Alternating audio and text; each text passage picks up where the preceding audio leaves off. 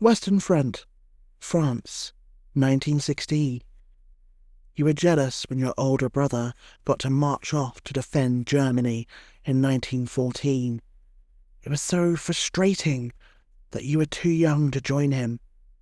Now, though, you can finally do your bit for the fatherland as you arrive at the trench that will be your new home.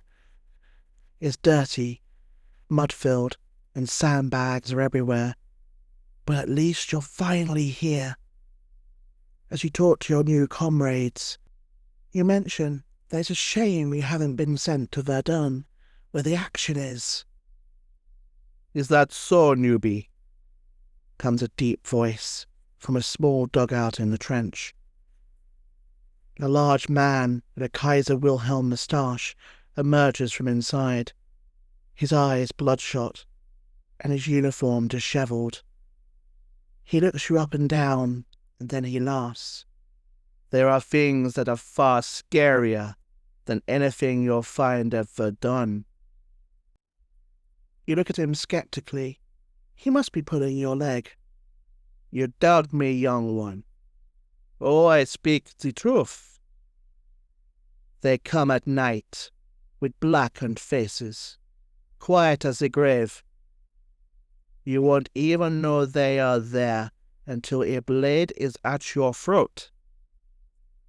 They sneak into our trenches to kill for the sheer pleasure of it, taking no prisoners, showing no mercy. You look at him, wide-eyed. He's beginning to get under your skin. Hesitantly, you say, "Who are these monsters? Englanders? Frenchmen?" He leans in close. "I speak of the Canadians." I'm your host, James Barton. Welcome to Forgotten Wars. This country is at war with Germany. Today, our armed forces joined our NATO allies in airstrikes against Serbian forces. Eagle 1, first strike, you have permission to engage the target. In the first few hours after our servicemen went to the rescue of young Americans and of democracy in Grenada, Damals uns ausgebeten. Wollen diese 4 Jahre nützen. Hello everyone, welcome to the show. I try to keep current politics out of this podcast, but today's episode has been inspired by recent events. After President Trump's comments about making Canada the 51st state, the internet was filled with articles and debates over whether Canada could resist an American invasion. What surprised me is how many commenters seemed to think Canada was a peace-loving nation with little history of fighting wars. Historically, this could not be further from the truth. In this episode, we head to the trenches of the Western Front in World War I, where the Canadians, far from being hippie peaceniks, were some of the toughest and most brutal soldiers of the whole war. Hated and feared by the Germans above all others, they became the Stormtroopers of the British Empire, just with far better aim than those in Star Wars. Canada in 1914 was still a very young nation. It had only been formed in 1867, so it wasn't even 50 years old yet. While self-governing, it was still part of the British Empire, and its foreign relations were controlled from London. When Britain declared war on Germany, Canada automatically joined the fight, though it could decide how and how much help it could give the mother country. The majority of English-speaking Canadians entered the war with enthusiasm. There was still a deep feeling of kinship with the UK. As a former Canadian Prime Minister said at the time, quote, "It is our duty to let Great Britain know, and to let the friends and foes of Great Britain know, that there is Canada, but one mind and one heart, and that all Canadians are behind the mother country." End quote.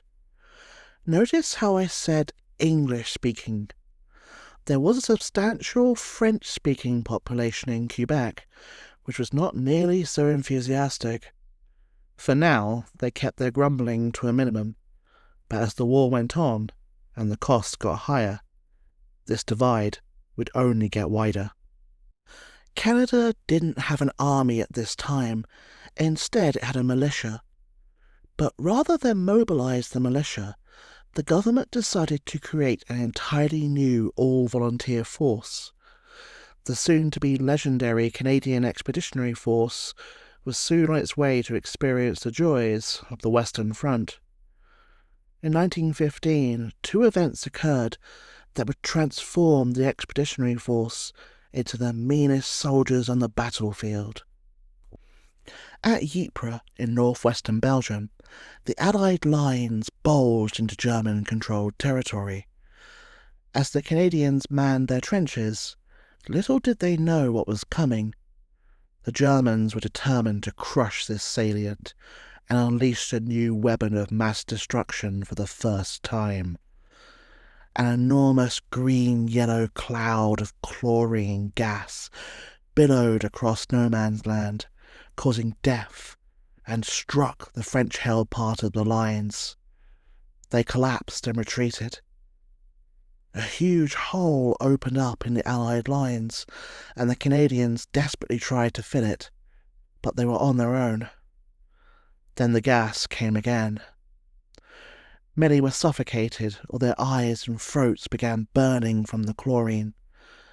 They were gassed, outnumbered, outgunned, and outflanked, yet they held the line, partly through holding urine-soaked rags to their faces to defeat the chlorine.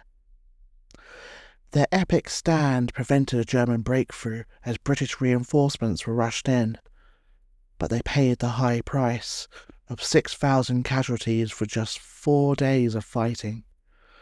They never forgave the Germans for this. The second event also occurred at Ypres. After the fighting, a story began to circulate among the Canadians of a terrible German atrocity. A Private George Barry claimed that, quote, "On the 24th day of April, at St. Julien, I saw a small party of Germans about 50 yards away.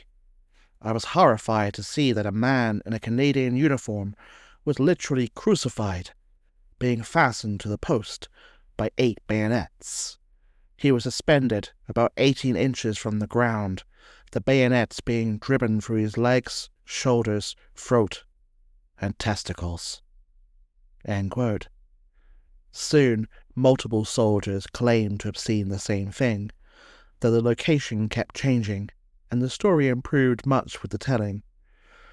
Soon the Germans were alleged to have shouted "Hail to the Kaiser" as the bayonets were driven in, then promised to do the same to any Canadian who fell into their hands.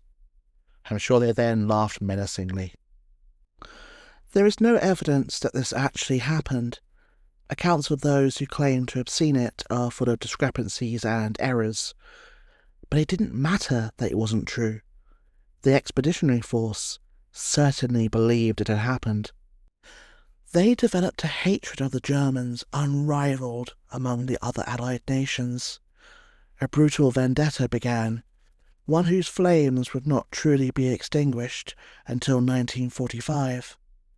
For crimes both real and imagined, the Germans reaped a whirlwind. German soldiers learnt to be extremely careful when stationed near lines held by Canadians, who they denounced as unpredictable savages. Troops from other nations, at least absent active offensives in progress, often adopted a live-and-let-live attitude towards their foes across no man's land. As the conflict dragged on, seemingly without end, and casualties mounted, war-weary frontline soldiers often implemented informal truces and unspoken codes with equally war-weary soldiers in opposite trenches. In some sectors, it was accepted that both sides would keep local attacks and raids to a minimum. Sometimes it was seen as good manners for soldiers who knew their artillery was about to start a barrage to fire warning shots so their foes could take shelter. Such little things kept casualties down and made life in the trenches just a bit more bearable. Not so the Canadians. They thirsted for German blood. On one occasion, Canadian soldiers tossed canned corned beef into the trenches of starving Germans. When they begged for more, the Canadians threw over hand grenades instead, knowing the Germans would race towards them. There were no local truces or understandings not to attack during meals with the Canadians.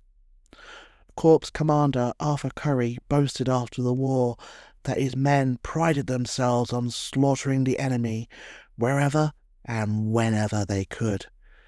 As he put it in 1919, quote, "We tried to make his life miserable," end quote.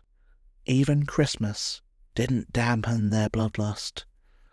In 1914, the famous Christmas truce had led to football games and socializing in no man's land. In 1915, some Germans near Ypres, hoping for a repeat of the previous year's ceasefire, invited the Canadians over to a party. German soldiers poked their heads above the parapets and yelled, "Merry Christmas, Canadians!" while waving a box of cigars as a proffered present. A Canadian sergeant responded by opening fire and cut down at least 2 of the merrymakers. Canadians don't seem so cuddly now, do they? Don't let the politeness and the maple syrup fool you.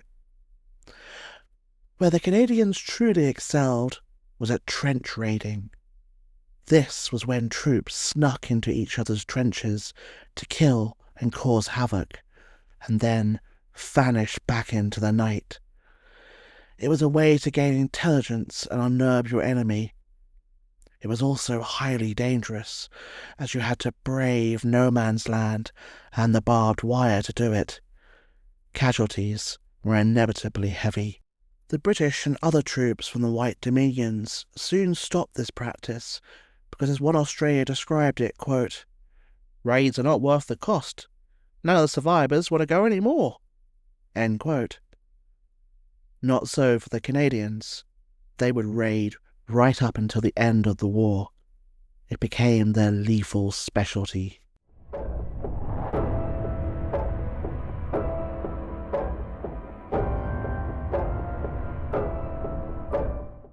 It's like a lethal ritual as you prepare for yet another trench raid. If not one sanctioned by God, then certainly one the devil must relish. And it is into his realm that you venture tonight. The blackening of your face, the thick, black rubber gloves you slide on, the picking out of your weapons.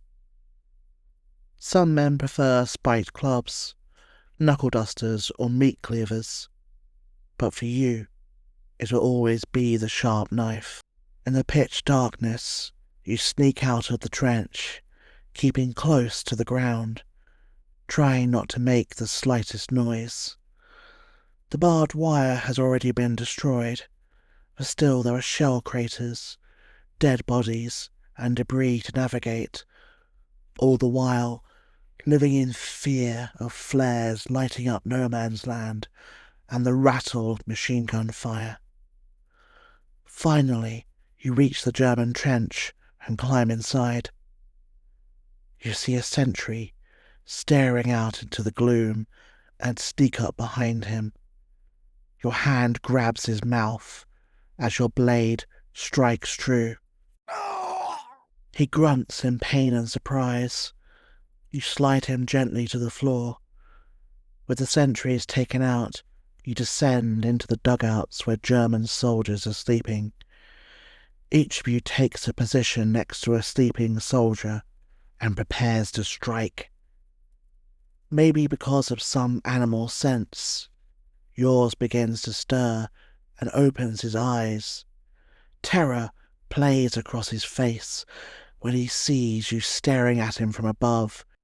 He manages a whimpered, "9, 9," before your weapons plunge down on your victims. Suddenly an angry shout, "Schweinhund!" and curses in German echo in the still air. They know you're here. As German soldiers stir in the dugout to your right, you frantically throw in grenades and incinerate them all. Turning around, you see a comrade Lying dead on the floor, a huge German stands above him, clutching a bloody bayonet. Your eyes meet, and with a roar of animalistic rage, he charges at you. Soon you are desperately wrestling for your life on the foul-smelling trench floor. The sounds of combat are all around, as with a well-aimed kick you force him off. Grabbing a discarded spiked club, you turn around and smash it into his head as he charges at you again. An agonized howl escapes his lips.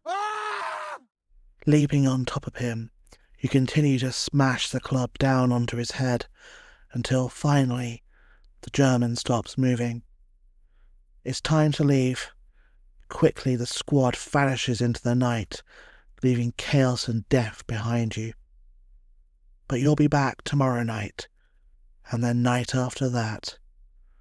The Germans will pay in blood for crucifying one of your own. The raids were the Western Front at its most merciless and terrifying. Sleeping soldiers awoke to terror, to be mangled by explosives, mercilessly stabbed, shot or machine-gunned in the back as they fled in panic to the rear. Hand-to-hand fighting in crowded, darkened chaos. Whole dugouts of sleeping Germans, burned or buried alive by tossed grenades. As a reporter described one Canadian raid, quote, "There were screams of German soldiers, terror shaken by the flash of light in their eyes, and black faces above them, and bayonets already red with blood. It was a butcher's work, quick and skillful. 30 Germans were killed before the Canadians went back." End quote. The Canadians even crafted grenade catapults and homemade pipe bombs for their raids, just to make sure that they were even more lethal. Soon they became the shock troops of the Imperial forces. Whenever an offensive was going to occur, they'd be moved to that sector.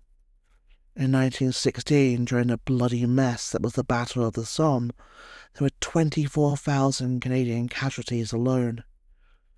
With their morale shaken, there was no rest for the Canadians. They were sent to an equally dangerous part of the front, Vimy Ridge.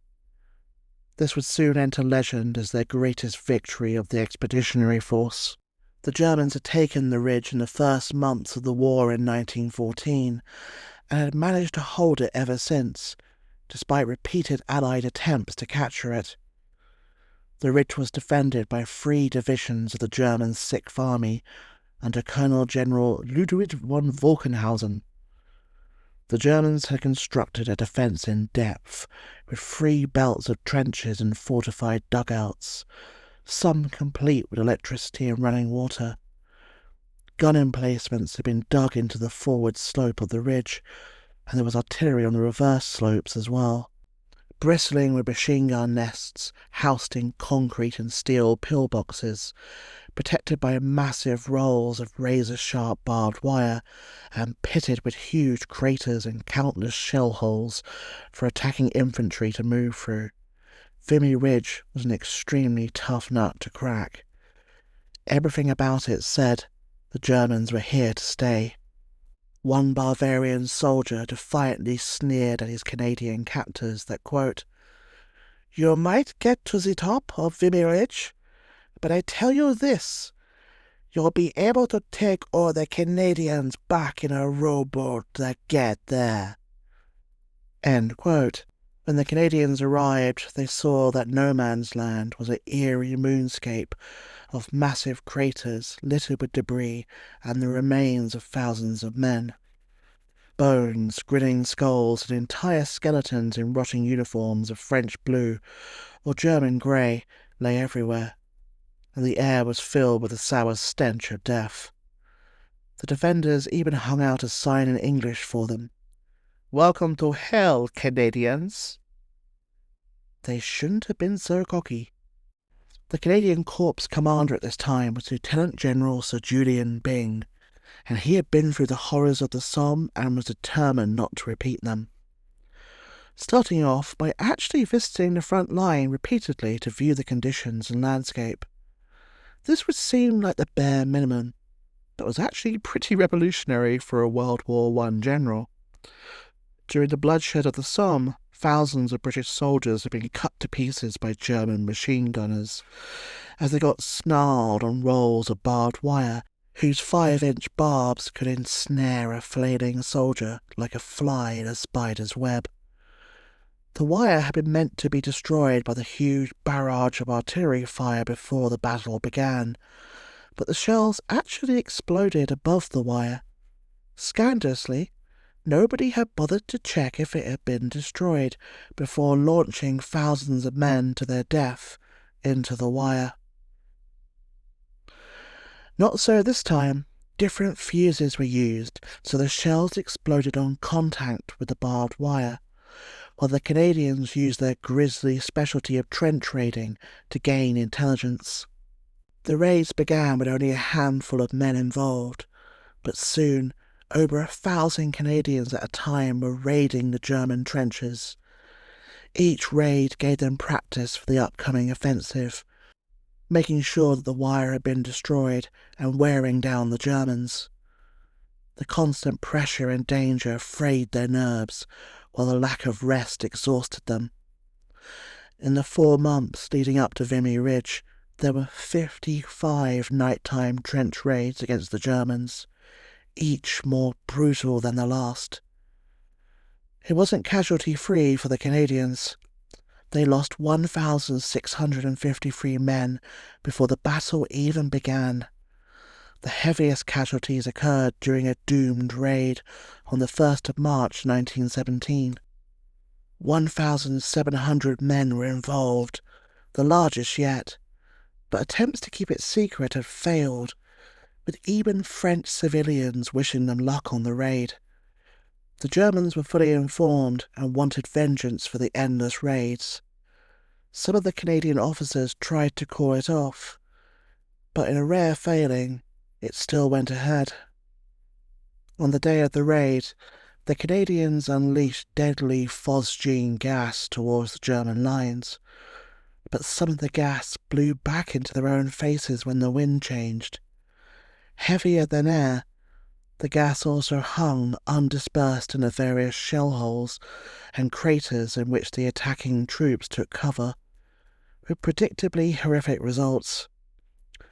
The Germans had sighted their machine guns to cover gaps in the Canadian wire, conveniently marked with signs, turning them into kill zones.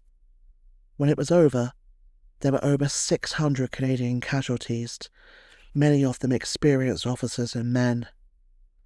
Despite the horror, the raids continued every night in the build-up to the offensive.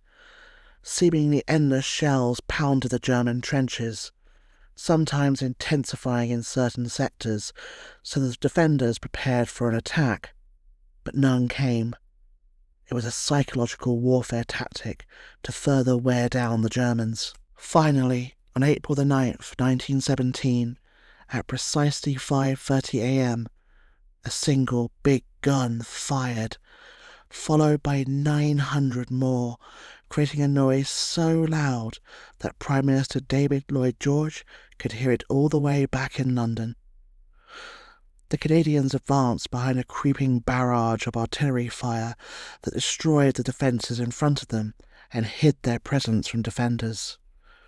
Strong points were bypassed and cut off, left for mop-up crews to destroy as they surged forward to keep up the momentum. Some machine gun nests were put out of action by extraordinary acts of courage. Private William J. Milne of the 16th Battalion single-handedly took out 2 during the attack and was posthumously awarded the Victoria Cross. The sheer speed of the offensive took the Germans by surprise. Defenders were captured in their underwear and hot meals were found left on tables uneaten. Even a German officer's dugout, complete with a fully stocked bar and a staff of 5 waiters, was overrun before it could be evacuated. As I said, the Germans certainly thought they would be there forever. While the attack seemed to be going well, The Canadians were taking heavy casualties from Hill 145, which should have been taken already. Something was very wrong. Hill 145 was in the 4th Division sector, and it was vital they be captured as quickly as possible. Under the command of Major General David Watson, the 4th Division did not have the experienced officers and men it had once had, owing to the raiding debacle of March 1st.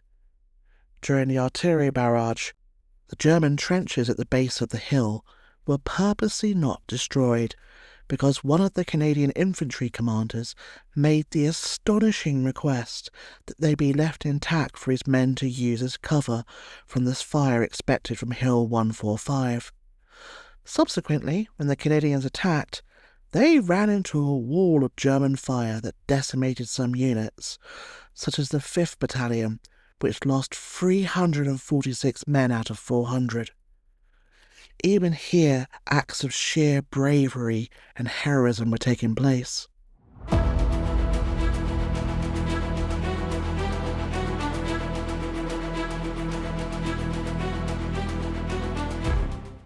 You chase the Germans through the mud of the trench. One turns round and fires his rifle at you, but misses and keeps on running. You're Captain Fane McDowell of the 38th Battalion, pursuing enemy soldiers as they flee through the rabbit's warren of trenches. As they escape into a dugout, you follow them and are instantly enveloped in darkness as you walk down a long stairway. Continuing your search, the quietness and the darkness sets your nerves on end. Up ahead you see light, and as you slowly turn round a corner, you are confronted by a room filled with elite Prussian guards, armed to the teeth. The situation seems hopeless as you all stare at each other. A sudden brainwave shudders through your synapses, and you take a desperate gamble. You call over your shoulder, "The Jerrys are here! Advance, men!" hoping to bluff that you are leading a large force of men, rather than just being on your own. You face the stunned Germans and raise your rifle, motioning for them to put up their hands. They look at their officer, who is staring into your eyes, trying to work out if you are bluffing or not. You stare back coldly, and finally he drops his gun and raises his hands, along with the rest of his men. That is how Captain McDowell captured 77 German prisoners, all on his own. What a complete badass. He had to take them to the surface in small batches so they didn't know it was only him and 2 other Canadians on the surface. For this act, he would win one of the 4 Victoria Crosses at Vimy Ridge. Hill 145 still had to be captured, however, otherwise the offensive would fail. There were no experienced troops left to do it. Instead, the green soldiers of the 85th Battalion, who had mainly been digging trenches and building roads so far, were told they had to save the day. They rose to the occasion magnificently.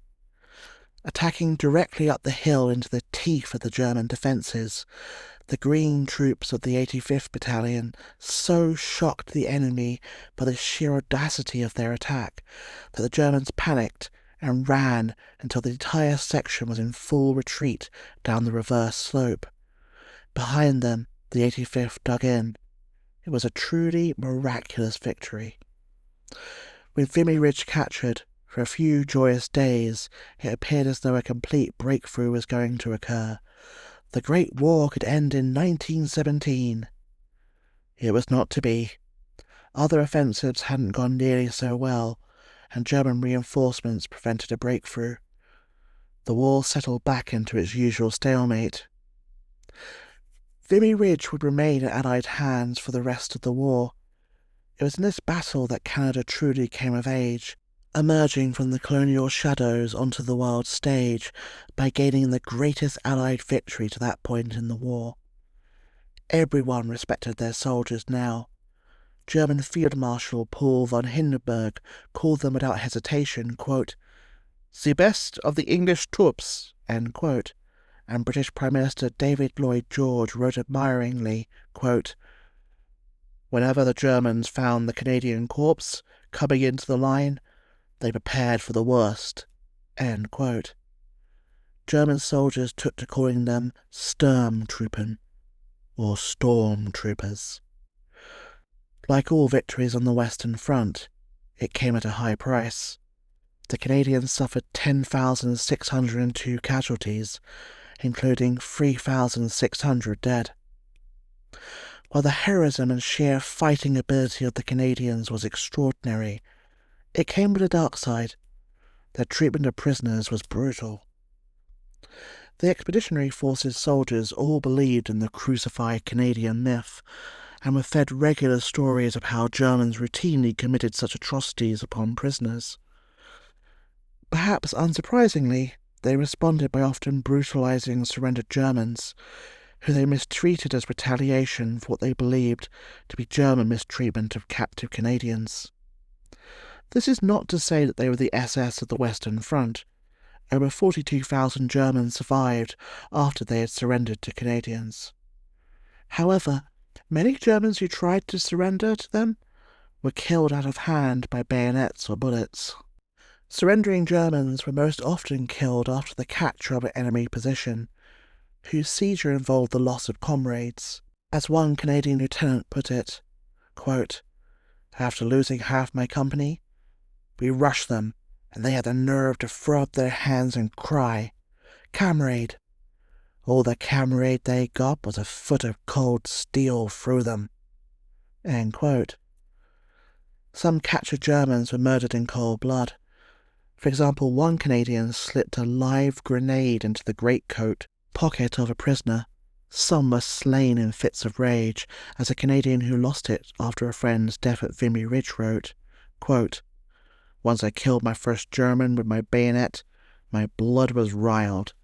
Every German I could not reach with my bayonet I shot.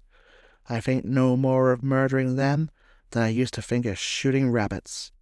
End quote. Some Canadian commanders ordered their men to take no prisoners. A 16-year-old private was told before an attack in 1916, "I don't want any prisoners."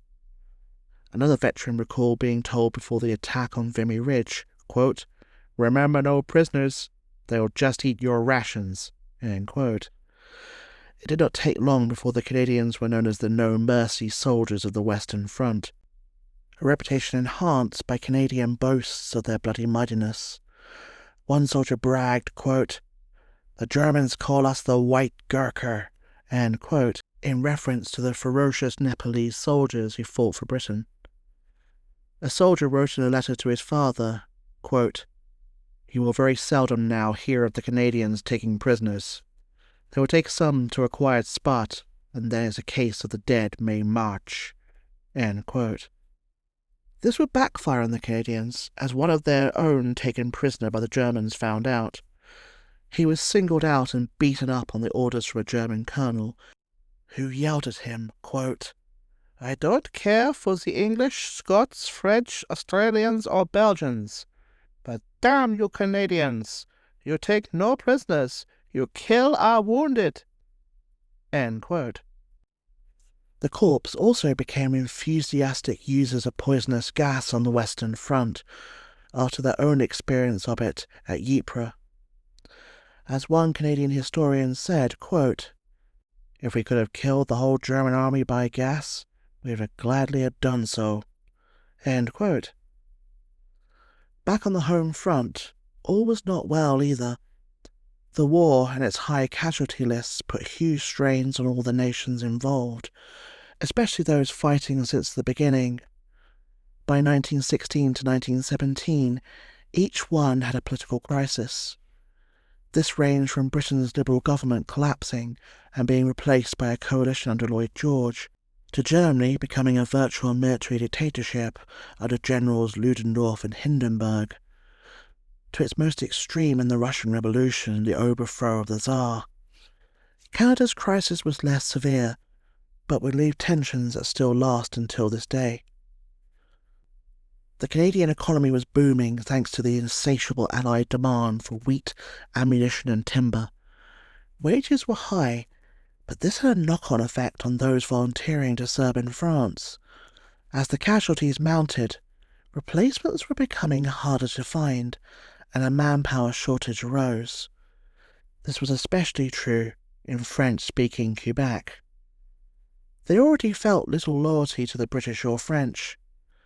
Henri Bourassa, leader of the nationalists, claimed French Canada's real enemies were not the Germans, but, quote, English Canadian Angliciseurs, the Ontario Intriguers, or Irish priests, end quote, who were busy ending French language education in English-speaking provinces like Ontario.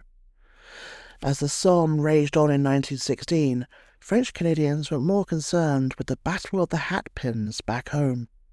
I was fascinated to find this out. Francophone mothers brandishing household items such as rolling pins, cast iron pans and hat pins, 6 to 8 inch metal pins that were used for keeping hats secure, refused to allow police to remove nuns from a school where they were teaching in French. One officer was bitten, another received a black eye, others were pelted with snow by the irate mums. Never mess with the mums. In this already tense atmosphere, when conscription was proposed, it went down like a lead balloon. Anti-conscription riots left 4 dead, and when it was eventually passed, there were so many ways to dodge the draft that few French Canadians went.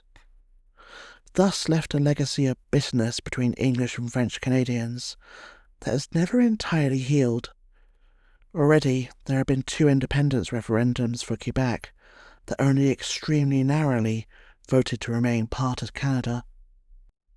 On a funny note, they also passed an anti-loafing law to stop young men idling at home, chasing girls and listening to modern music, rather than working or fighting. Nice to know some things never change. As divisions on the home front opened, back in France, the Canadians continued to show why they were among the best forces on the Western Front. Sadly, it would be at the Battle of Passchendaele, a battle that really should never have been fought. It's the reason why we think of the Western Front as mud and blood. With the French army mutinying and the German submarine campaign starving Britain, General Haig came up with a bizarre plan to break through the German trenches in Belgium and seize the Channel ports the submarines were using. Then you'll be on to Berlin. It all looks so simple on a map back in the safety of his HQ, far from the front lines. Despite everyone else telling him it was a bad idea, he got his way. In reality, it became one of the most tragic and wasteful battles of the war. Already 2 huge battles had been fought in this area. Now the combination of torrential rain and the explosion of millions more shells in the new offensive turned the battlefield into a swampy, pulverized mire. The mud here is truly terrible. Think of the worst mud you've seen in your life, and triple it. It was also dotted with water-filled craters, deep enough to drown a man, all made worse by the churned-up graves of soldiers killed in earlier fights. For the next month, hundreds of thousands of soldiers on opposing sides attacked and counterattacked across sodden, porridge-like mud in an open, grey landscape, almost empty of buildings or natural cover, all under the relentless, harrowing rain of exploding shells, flying shrapnel and machine gun fire. It was truly hell on earth. The Canadians escaped the worst of the fighting at first. They were ordered to take the ruined city of Lens in a virtual suicide mission to take the pressure off at Passchendaele. The new Canadian commander, General Arthur Currie, saw how futile this would be. Instead, he persuaded Haig to let him capture the more strategic Hill 70, which dominated the area. With the help of smokescreens and poison gas, they seized the hill and withstood 21 German counterattacks, inflicting 25,000 casualties on the enemy. But soon, Haig was running out of men to throw into the mud. He demanded the Canadians take their turn at Passchendaele. For the next 2 weeks, all 4 divisions of the Canadian Corps took turns assaulting Passchendaele Ridge in 4 separate attacks. During the first 2, Canadian gains measured only a few hundred meters each day, despite massive losses. So fierce was the fighting that one battalion lost almost all of its junior officers only an hour into the assault. Mud gummed up their rifles, swallowed up sleeping soldiers, and slowed down medics to a crawl as they waded waist-deep through it. Eventually, the Canadians succeeded in seizing the ridge, but no breakthrough occurred. The whole thing was really pointless. The Canadians won 8 Victoria Crosses at Passchendaele, but they lost 4,000 men killed and 12,000 wounded. They had fought magnificently, but even for the Canadians, the casualty rate was beginning to affect morale. While the few things that cheered them up was the exploits of Francis Peggy Pegmabo. Peggy was a native Indian who lived on a reservation in Canada. After signing up in 1914, he took on one of the most dangerous jobs on the front: sniper. He would become the most feared sniper of the whole war.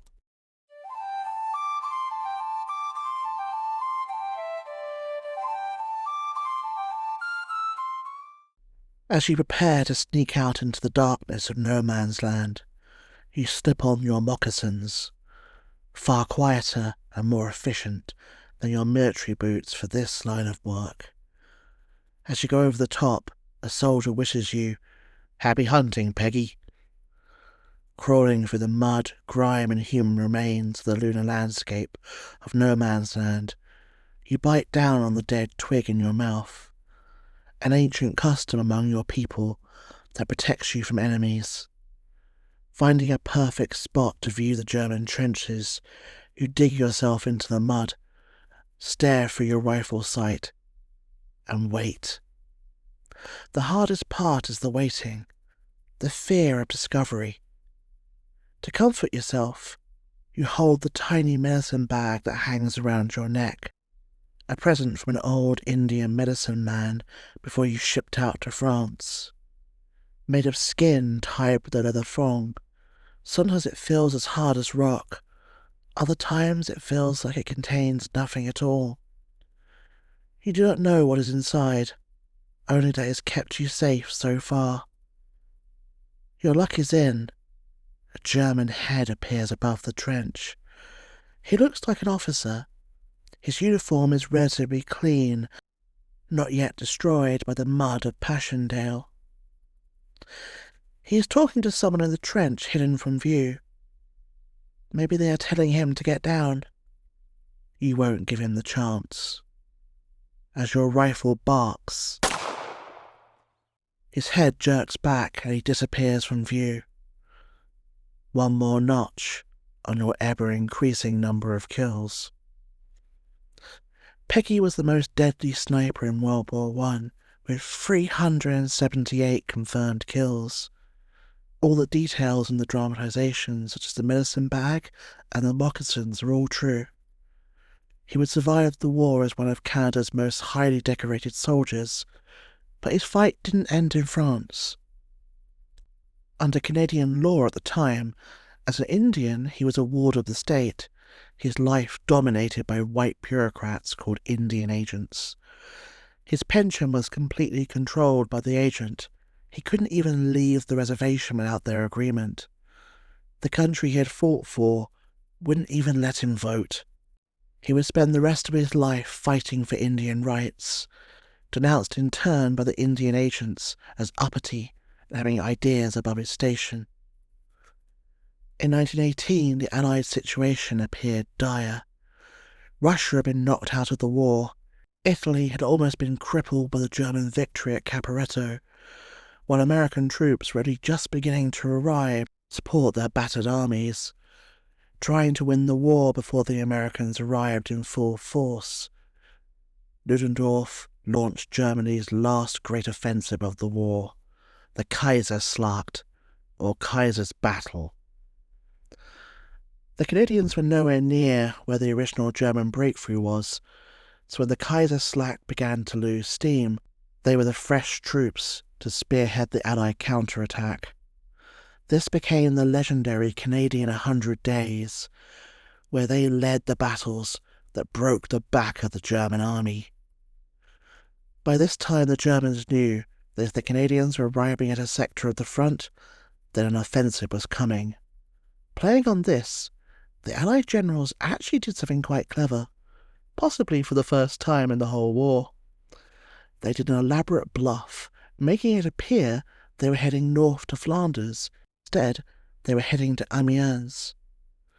Troops moved to the front lines at night to fool the enemy. False moves were also made in daylight amid much noise, dust, and bogus radio communications. Secrecy was so important that the soldiers saw the warning, "Keep your mouth shut," added to their service and paybook. The Allies sneaked into position with thousands of heavy and super heavy field guns, howitzers, more than 600 tanks, 2,000 aircraft. The Germans were greatly outnumbered, and in the words of the German military chief Ludendorff, quite, quote, "depressed down to the hell," end quote. Unlike previous offensives, there wasn't a multi-day bombardment preceding it, which normally warned the Germans an attack was coming. At exactly 4:20 a.m. on the 8th of August, 900 Allied guns opened fire, and the infantry headed towards the German lines. Tanks roared across the battlefield, and planes droned overhead.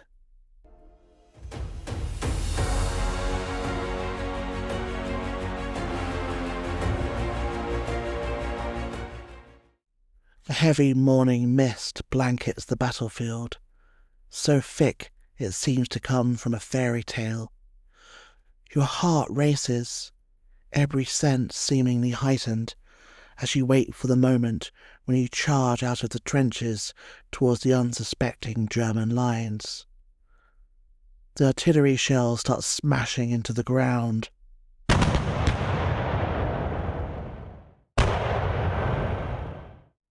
As the balloon goes up, as one you charge into the mist, it seems to swirl around you.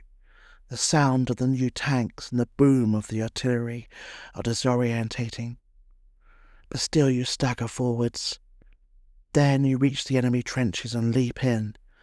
A cowering German soldier looks up at you stunned, then makes a grab for his rifle. Before he can reach it, you run him through with your bayonet. Most of the Germans seemed to be surrendering.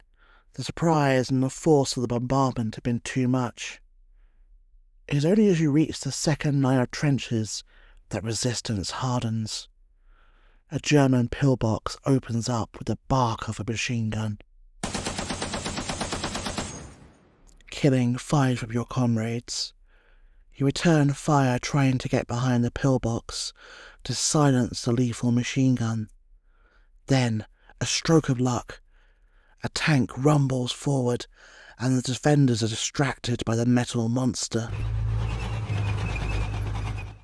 You are able to sneak behind them and lob in a grenade.